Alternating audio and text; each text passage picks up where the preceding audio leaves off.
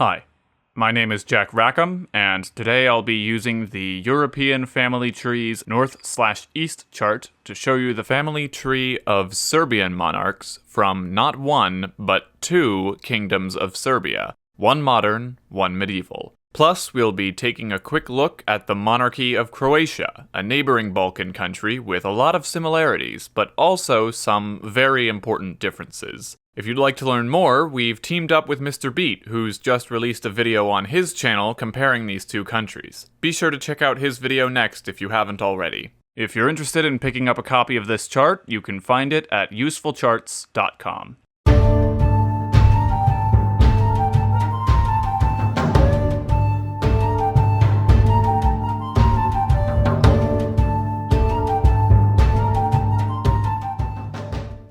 Serbia and Croatia were the first two Slavic states to emerge along the Adriatic Sea. Even though Serbia is a landlocked country today, the medieval kingdom of Serbia actually controlled much of what is now part of Montenegro. Croatia was the first of these two states to become a kingdom. The then Duke of Croatia, Tomislav, was elevated to the status of a king in 925, while Serbia was still a principality. This change in title was granted to him probably by the Pope, but possibly all by himself, and the rest of Europe just went along with it. His dynasty continued for many years with several different rulers, most notable among them being Krešimir the Great, who reigned during the aftermath of the Great Schism, when the Church in Rome and the Church in Byzantium split apart. Though Croatia was a largely Orthodox nation at the time, Krešimir fought hard to impose Catholicism in the kingdom. Combined with the efforts of his successor Demetrius, Croatia was successfully converted. This may be his most significant legacy, as Croatia remains a largely Catholic country to this day.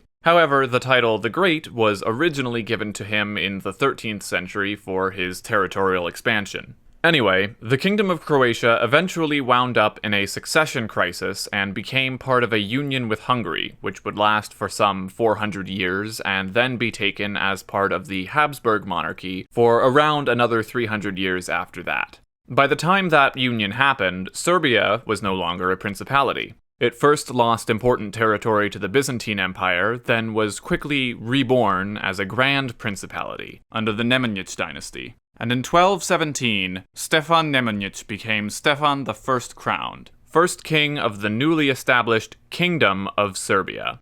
Like Tomislav in Croatia, it seems Stefan wanted to be elevated to the position of king by the Pope in Rome, but unlike Tomislav, he didn't push for making the whole kingdom Catholic. Instead, he kept in line with Eastern Orthodoxy, but he received permission from Constantinople for his Archbishop Saint Sava to act independently, creating the Independent Church of Serbia. Then he was likely crowned, possibly for a second time, by Sava.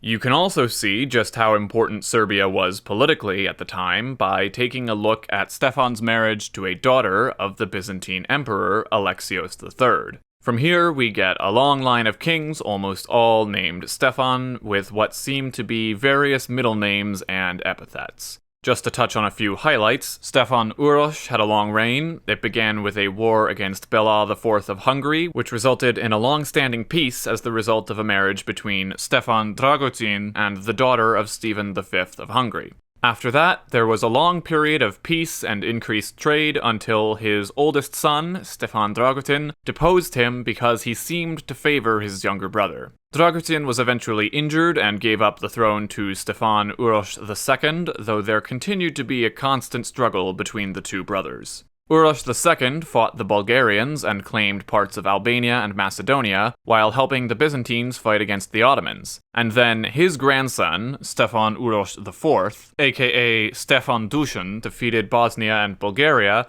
and conquered lands as far as the Peloponnese region of southern Greece. And so, with all these new territories, he became the first emperor of Serbia.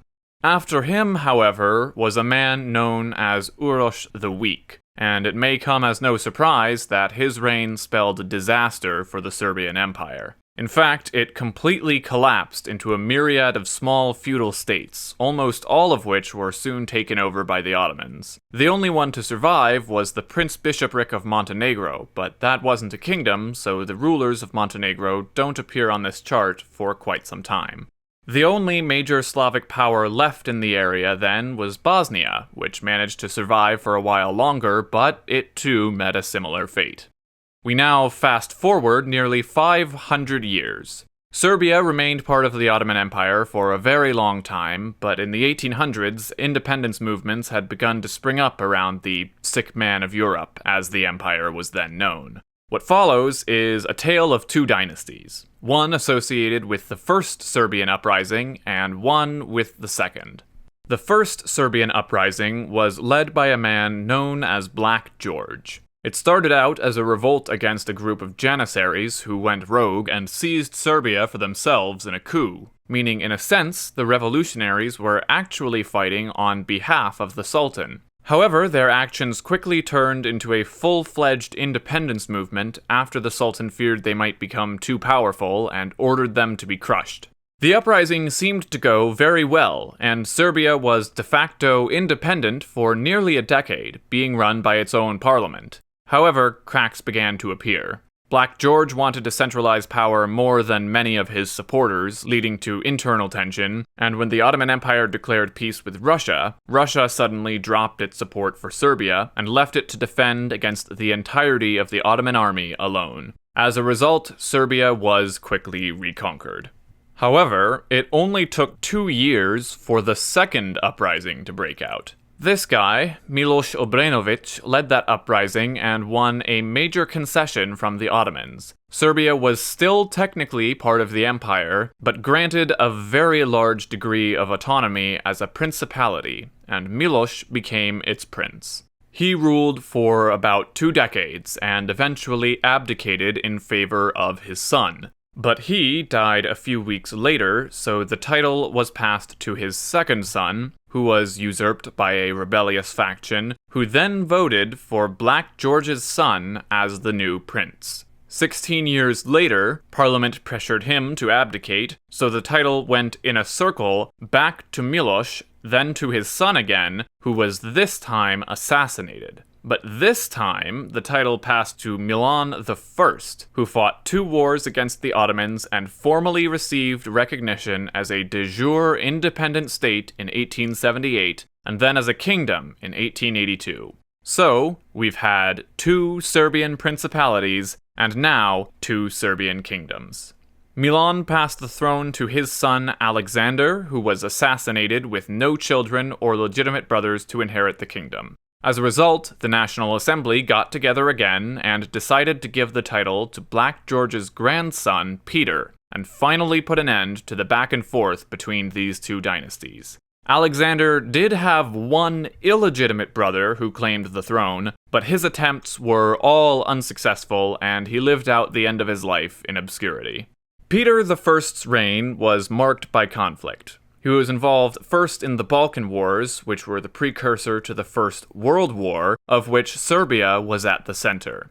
He married Princess Zorka of Montenegro, which had finally become a kingdom in the 19th century. It was also during Peter's reign that the Kingdom of Serbia became the Kingdom of Serbs, Croats, and Slovenes. Peter died in 1921 and passed the throne to his son Alexander, who ruled during the interwar years. It was in his reign that the kingdom's rather unwieldy title was officially changed to what people had already been calling it, the Kingdom of Yugoslavia. It's also worth mentioning that he was married to the sister of the King of Romania, who was recently covered in this channel's video about, that's right, Canada.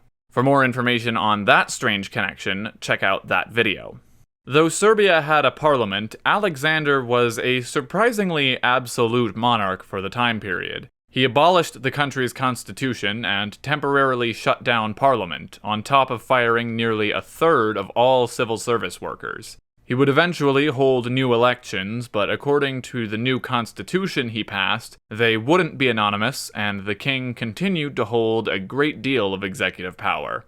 He supposedly claimed that the only way to make changes in Yugoslavia was to shoot him, and, well, that's exactly what happened, in one of the first assassinations caught on film.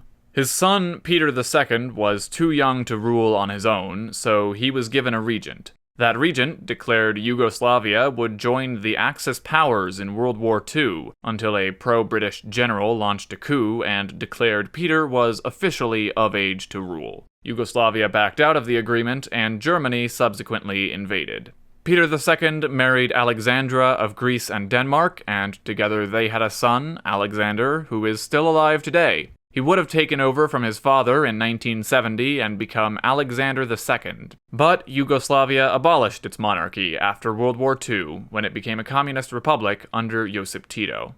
So, that was a look at the monarchies of Serbia, as well as a few of its neighbors. Once again, you can find the complete chart at usefulcharts.com, and if you're curious about what the country looks like today, I once again encourage you to check out Mr. Beat's video comparing Serbia and Croatia. Thanks for watching.